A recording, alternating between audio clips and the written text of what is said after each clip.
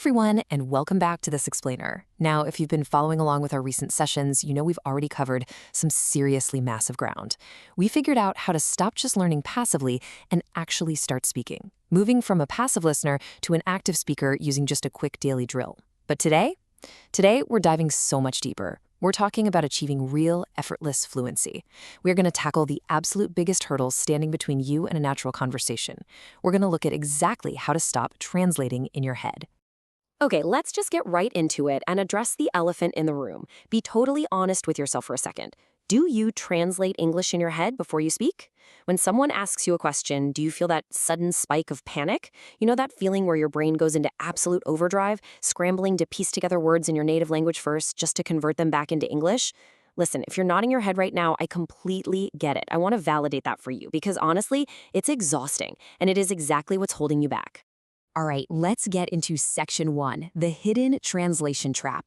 For pretty much all ESL learners trying to reach genuine conversational fluency, this is the ultimate bottleneck. It makes you feel completely stuck even when you actually know plenty of English vocabulary. Think about the incredibly clunky mental gymnastics routine your brain has to run through every single time you chat with someone. It goes like this. Step 1, you hear the English. Step 2, you pause, and you translate that into your native language. Step 3, you finally think of your answer, but again, in your native language. Step 4, you have to translate that answer back into English. And finally, Step 5, you speak.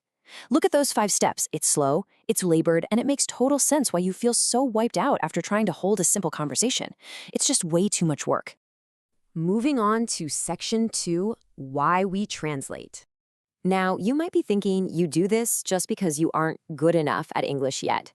But actually, there are 3 core reasons why we fall back on translation, and none of them have to do with your intelligence. First off, it's a school habit.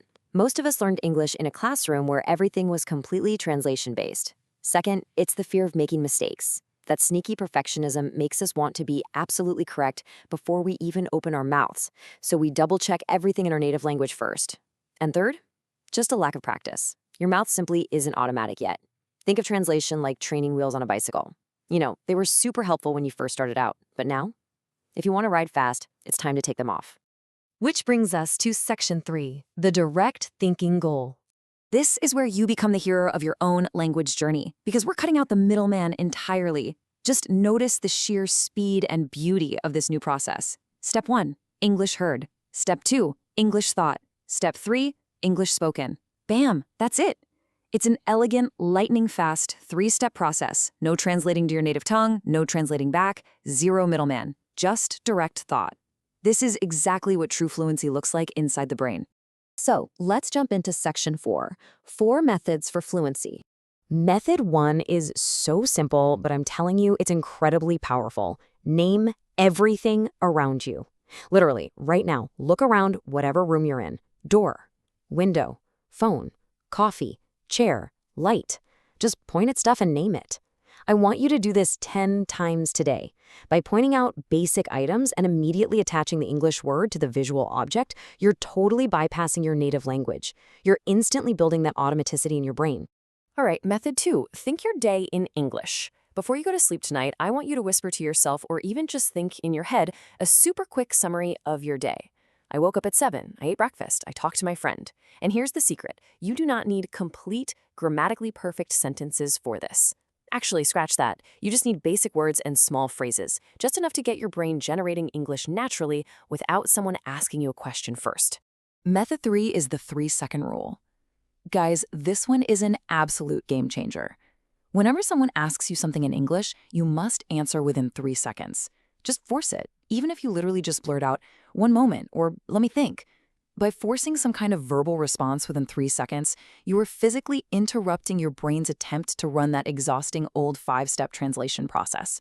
You're basically denying your brain the time it needs to translate, so it's forced to just stay in English mode.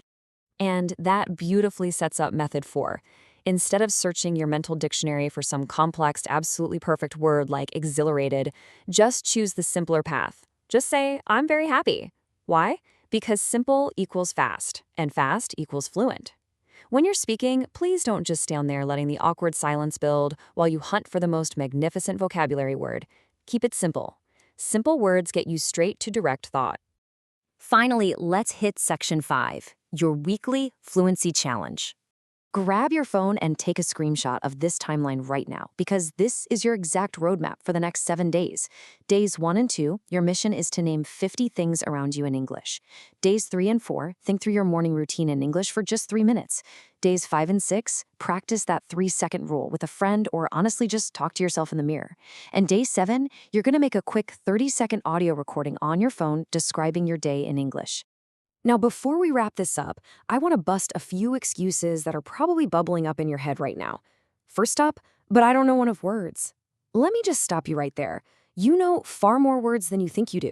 Your passive vocabulary is massive.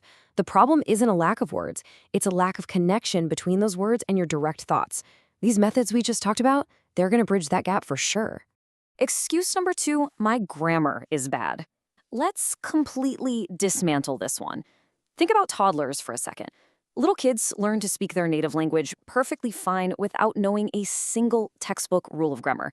They have no idea what a past participle is, but they communicate fluently, right? Stop letting the fear of imperfect grammar drag you back into that translation trap. And the final excuse, I think too slowly. Let's bust this right here, right now. Conversational speed does not come from hoarding more textbook knowledge. It just doesn't. Speed comes exclusively from practice. The more you force that 3-second rule, the faster your brain is going to rewire itself to skip the native language middleman entirely. So what does this all mean for you? It boils down to this. Stop translating. Start thinking. Start speaking. I want to remind you that your brain is incredibly capable. It is so much faster than you give it credit for. Once you finally take those translation training wheels off, you're going to be blown away by the speed you can achieve. So I'm going to leave you with one final question right now as you sit there watching this explainer. Look around. What is the very first object in the room that you are going to name in English right now? Go ahead, point to it, say it out loud, and take that very first step toward true fluency.